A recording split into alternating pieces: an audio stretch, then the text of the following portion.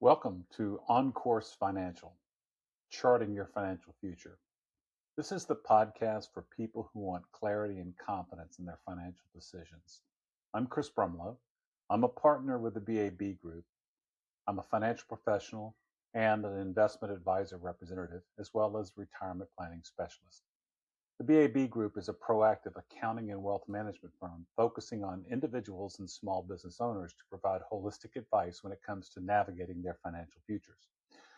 We help those individuals and business owners understand their numbers, connect them to real decisions, and use them to plan for the future, not just react to the past. In our podcast, this is where we talk about the real intersection of business, taxes, retirement, and life planning. Each week, we focus on helping small business owners and individuals make clearer, more confident financial decisions without hype and without the guesswork. Today's episode is about tax rate risk and retirement planning. Now, we're going to transition into one of the most important and misunderstood parts of retirement planning, tax rate risk. This isn't just a technical tax conversation. This is about how rising taxes can affect your retirement income, your cash flow, and ultimately how long your nest egg actually lasts. Have you ever wondered, what if tax rates go up? Or how will tax rates affect me once I stop working? If so, this conversation is especially important to you. I want to help you understand a few key ideas. First, why tax rates in the future could be higher than they are today. Secondly, how national debt and underfunded entitlement programs create pressure for higher taxes in the future. Third, how lost deductions in retirement can quietly increase your tax bill. And finally, how rising taxes directly impact your retirement cash flow. Now, taxes aren't exactly fun to talk about, but understanding taxes is one of the most powerful tools you can have to protect your retirement. Ignoring this topic doesn't make the risk go away. It just leaves you unprepared for it. Let's look at the old paradigm. For many decades, retirement planning followed a very simple belief. I'll be in a lower tax bracket in retirement. That logic made sense at the time. When you stop working, your income goes down. Lower income means lower taxes. And some people were encouraged to put as much money as possible into tax deferred accounts like 401ks and traditional IRAs, etc. The strategy was simple. Take the tax deduction now and pay less in taxes later. And for a long time that worked. But the question is, does that assumption still hold today? Today, reality looks a lot different.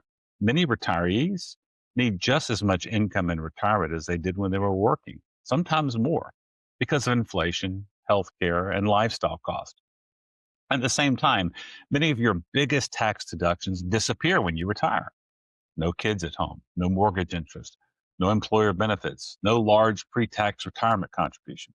And here is the big one. Future tax rates may be higher than they are today. If that happens, a large tax deferred account, something that was once considered very smart, can actually become a tax liability. This new environment requires a new way of thinking about where your retirement dollars are stored.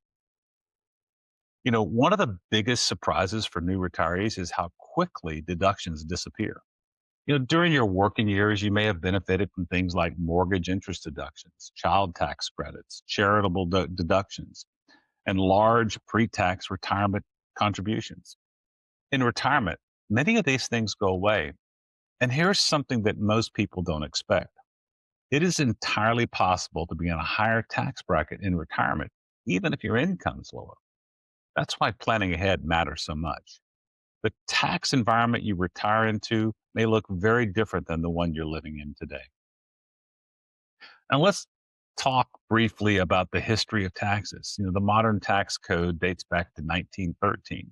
And when you look at the marginal rates over time, one thing becomes very clear. Tax rates today are historically low. From the 40s to the 70s, the top marginal rates were often 70 to 90%. So when we talk about the possibility of higher taxes, This isn't fear mongering, it's recognizing historical reality. Taxes have been much higher before, and history shows us they can go higher again. Now, are tax rates going up or down? Well, that's a big uncertain. That's a big unknown. And when you look at where the government spends money, Social Security, Medicare, Medicaid, defense, and interest on the national debt, the picture becomes clear. These are massive obligations, and many of them are growing rapidly as our population ages. So the real question isn't if tax rates could rise, it's how soon and by how much. And understanding this helps you make better decisions about how to position your retirement assets.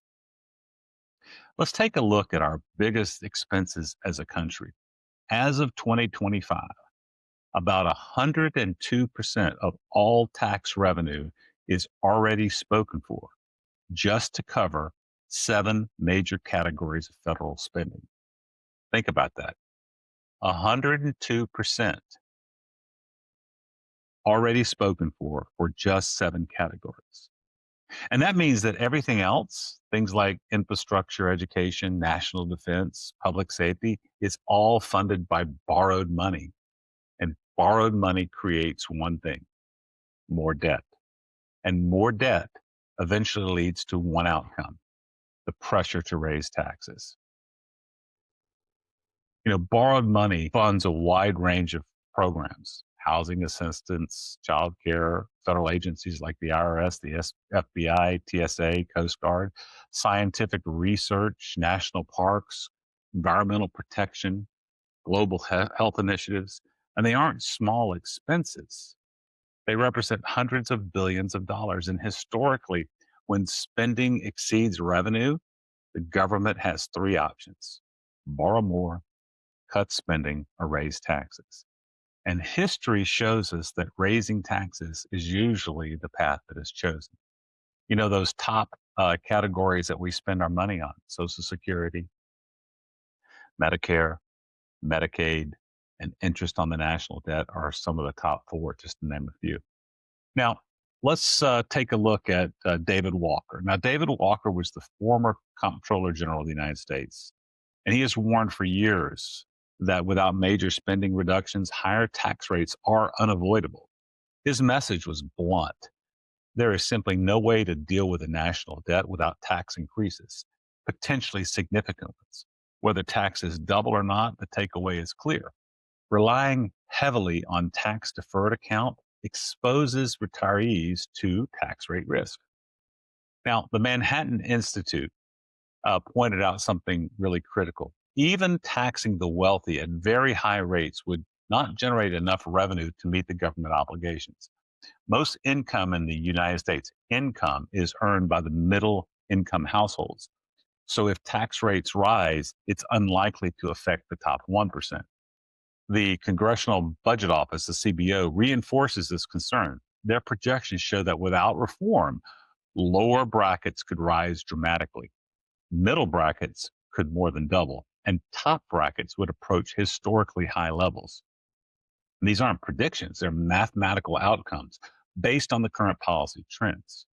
Now, the national debt's a big driver in this. In the year 2000, the national debt was $5.6 trillion.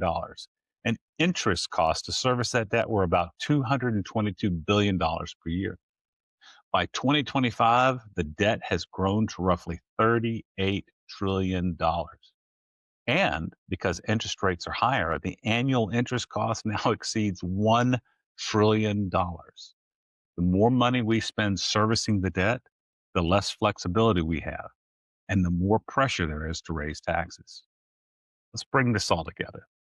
First, because of unfunded obligations and growing debt, it's very possible that future tax rates will be higher than they are today.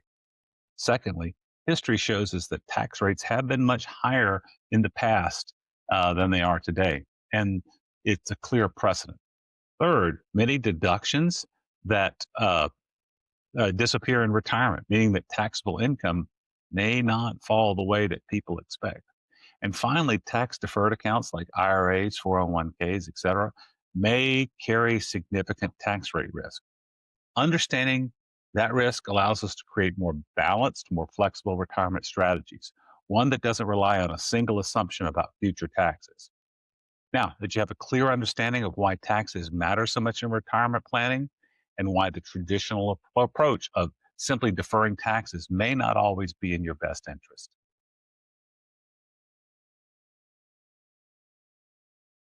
Just a quick reminder, the information shared in these podcasts are for educational purposes only and isn't specific financial or tax advice. Everyone's situation is different. Good financial planning isn't about predicting the future, it's about creating flexibility. If today's episode raised some questions about your own situation, that's not a problem to avoid. It's an invitation to think more clearly. You can learn more or explore additional resources at our website, the BAB Group, at babcfo.com, or simply continue the conversation by tuning in next week. I appreciate you sharing, and we'll see you next time.